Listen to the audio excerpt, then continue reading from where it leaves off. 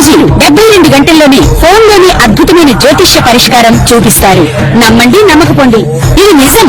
శ్మశాన కాళి రుద్ర చౌడీదేవి ఆరాధకులు నంబర్ 1 వశీకరణ స్పెషలిస్ట్ గురూజీ.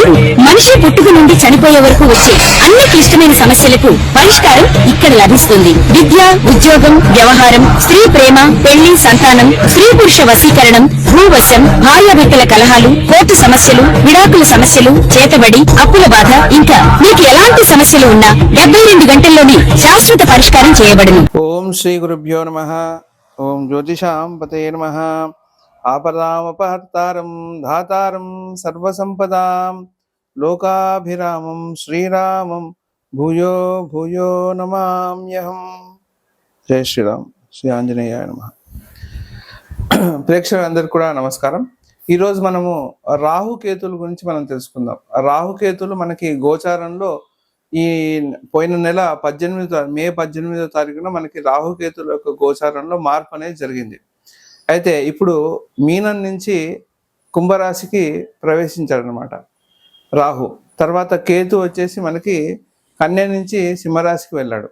అయితే దీని యొక్క ఫలితాలు అనేది మనం మామూలుగా చూసినప్పటికీ కూడా రాహుకేతులు అనేది ముఖ్యంగా ఏంటంటే మనకి వాళ్ళ ఆరోగ్యం మీద ఒక ప్రభావాన్ని అయితే మనకు చూపిస్తూ ఉంటారు. అయితే రాహుకేతుల యొక్క మార్పు మన ఆరోగ్యం మీద ఎలాంటి ప్రభావం చూపిస్తుంది అనేది మనం డీటెయిల్గా మనం తెలుసుకుందాం. దానికి ముందుగా ఈ రాహుకేతులు సహజంగానే వాళ్ళు పాపులు కాబట్టి ఛాయాగ్రహాలు కాబట్టి వీళ్ళు ఇచ్చే వ్యాధులన్నీ కూడా మనకి పైన కనిపించేటట్టుగా ఉండవు, కానీ లోపల శరీరంలో మనకి బాధ పెడుతూ ఉంటాయి. ఇప్పుడు ఉదాహరణకి మనకి మోకాలు నొప్పులు అలా వచ్చింది అనుకోండి, పైనకైతే మనకి సాధారణంగానే కనిపిస్తుంది, కానీ లోపల నొప్పి అనేది చాలా ఎక్కువగా ఉంటుంది. సో అలా రాహుకేతులు ఇచ్చే నొప్పులు ఏవైతే ఉంటాయో బయటికి కనిపించకుండా ఉంటాయి, కానీ లోపల అవి బాధ పెడుతూ ఉంటాయి. అయితే ఈ గోచారంలో మార్పులు జరిగినప్పుడు మేషం నుంచి మీనం వరకు వివిధ శరీర అవయవాలు ఉంటాయి. మేషం అంటే మనకి సాధారణంగా మేషం నుంచి మీనం వరకు ఒక్కొక్క రాశికి ఒక్కొక్క శరీర అవయవం ఉంటుంది. అయితే ఇప్పుడు మేషరాశి అంటే తల, అట్లాగే వృషభ రాశి అంటే మనకి ముఖ భాగము తర్వాత గొంతు భాగం వరకు వస్తుంది. అయితే తర్వాత మనకి మిథున అంటే గొంతు, లంగ్స్ అంటే ఛాతీ వరకు భాగం వస్తుంది అనమాట. అంటే ఇక్కడ గొంతు వరకే వస్తుంది మనకి మిథునం అనేది. అట్లాగే కర్కాటకం అనేది ఛాతీ భాగం వరకు వస్తుంది. సింహరాశి ఉదర భాగం వస్తుంది. అట్లాగే కన్యారాశి వచ్చేసి మన జీర్ణ కోశానికి సంబంధించింది అనమాట. తర్వాత తులారాశి వచ్చేసి మనకి ఏంటంటే మనకి నడుము భాగం కిందికి వస్తుంది తులారాశి అనేది. మనకి వృశ్చికం అనేసి మర్మస్థానాల కిందికి వస్తుంది. ధనుసు వచ్చి తొడభాగాల దగ్గరికి వస్తుంది. మకరం అనేది మోకాలు భాగము. తర్వాత కుంభం అనేది మన పిక్కల భాగం కిందికి వస్తుంది అనమాట. అట్లాగే మీనం అనేది మనకు పాదాలు అనమాట. ఇవి మేషరాశి నుంచి మీనరాశి వరకు మనకి శరీరం యొక్క అవయవ స్థితి అనమాట. ఇలా ఉంటుంది కాలపురుషుడు యొక్క అవయవ స్థితి అనమాట ఇది. అయితే ఎప్పుడైతే గోచారంలో వీళ్ళు మారుతారో, రాహుకేతులు మారుతారో, అప్పుడు మన శరీరం మీద మనకు కొద్దిగా ప్రభావం అనేది చూపిస్తూ ఉంటుంది. అంటే ఆ శరీర భాగం ఎక్కడైతే వాళ్ళు మారినప్పుడు, ఇప్పుడు మీకు వాళ్ళు మారినప్పుడు ఏ భాగాన్ని మీకు ఎఫెక్ట్ ఇస్తారు అంటే ఏ భాగం మీకు నొప్పికి గురి అవ్వడం కావచ్చు, లేకుంటే ఒక్కొక్కసారి సర్జరీ వరకు కూడా పోవచ్చు. ఇది మన వయసు మీద ఆధారపడి ఉంటుంది. అయితే ఇప్పుడు గోచారంలో మనకి మే 18వ తారీఖు గోచారంలో మారారు కాబట్టి ఇప్పుడు ప్రస్తుతానికి గోచారంలో వాళ్ళు రాహు వచ్చి కుంభంలో ఉన్నాడు, తర్వాత సింహంలో కేతు ఉన్నాడు. ఇప్పుడు మేషరాశి వారికి తీసుకుంటే ఇప్పుడు రాహు ఎప్పుడే కానీ రాహుకేతులు వచ్చేసి ముఖ్యంగా మీరు తీసుకున్నట్టయితే రాహు వచ్చేసి ఏం చేస్తాడంటే తన వెనకాలన్న భాగాన్ని బాధకి గురి చేస్తూ ఉంటాడు. అంటే వెనకాలన్న రాశిని బాధకు గురి చేస్తూ ఉంటాడు. అట్లాగే మీరు తీసుకుంటే కేతు వచ్చేసి తన ముందర ఉన్న భాగానికి బాధ పెడుతూ ఉంటాడు అనమాట. అంటే ఆ శరీర అవయవానికి ఇప్పుడు నేనైతే కాలపురుషుడి యొక్క అవయవాన్ని మీకు ఎలాగైతే చెప్పానో దాని ప్రకారంగానే మీకు ఆ అవయవం బాధకి గురవుతూ ఉంటుంది అనమాట. ఇది గుర్తుపెట్టుకోవాలి మీరు. అలా మీరు చూసుకోవాలన్నమాట. ఇప్పుడు మనం మేషం నుంచి మీనరాశి వరకు మనకి అన్ని రాశుల వారికి ఎలాంటి ప్రభావం ఉంటుంది, ఆ ప్రభావం అనేది ఏ అవయవం మీద పడుతుంది, దానికి సంబంధించిన పరిహారాలు ఏంటి అనేది మనం చూద్దాం. అయితే ఇప్పుడు రాహుకేతులు వచ్చేసి మనకి ఛాయాగ్రహాలు కాబట్టి వీళ్ళు ఏంటంటే వీళ్ళకి మామూలుగా మనకి క్షీరసాగర మదనం మీకు ఒక వృత్తాంతం అందరికీ కూడా చాలా వరకు తెలిసే ఉంటుంది. ఏంటంటే ఈ సురభాను అనే రాక్షసుడు అతను ఒక మాయా రూపం దాల్చి అమృతం కోసం అనేది పరితపించడం అనే కోసం జరుగుతుందన్నమాట.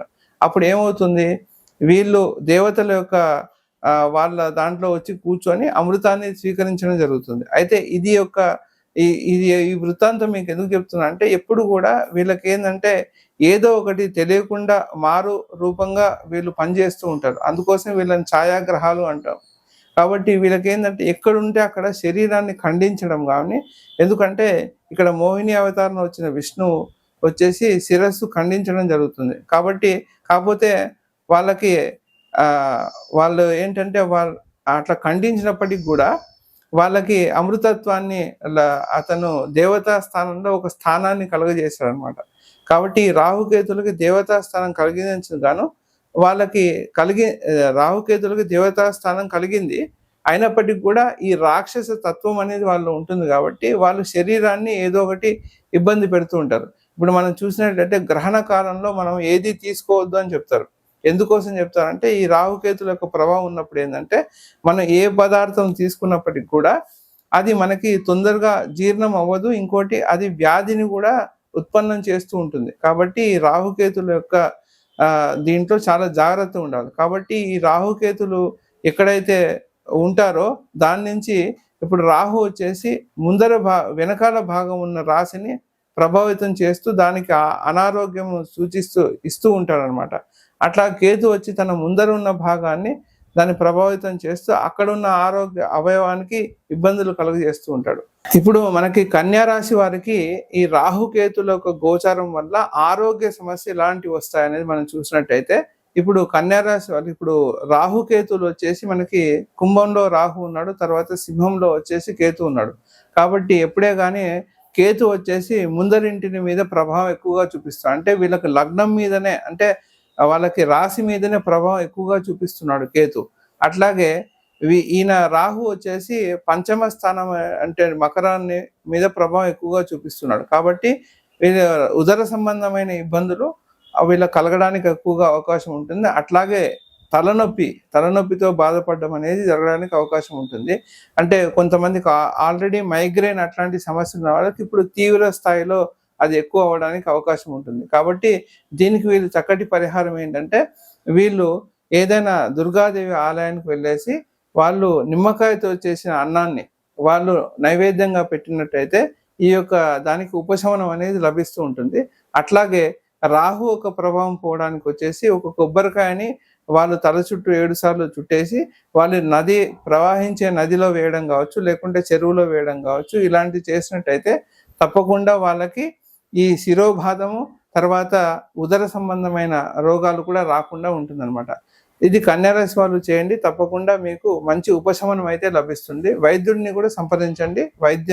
మందులు కూడా తీసుకుంటూ ఈ యొక్క పరిహారం చేసుకున్నట్టయితే దాని యొక్క తీవ్రత అనేది ఎక్కువగా ఉండదు. పెట్టినట్టయితే ఈ యొక్క దానికి ఉపశమనం అనేది లభిస్తూ ఉంటుంది. అట్లాగే రాహు ఒక ప్రభావం పోవడానికి వచ్చేసి ఒక కొబ్బరికాయని వాళ్ళు తల చుట్టూ 7 సార్లు చుట్టేసి వాళ్ళు ప్రవహించే నదిలో వేయడం కావచ్చు, లేకపోతే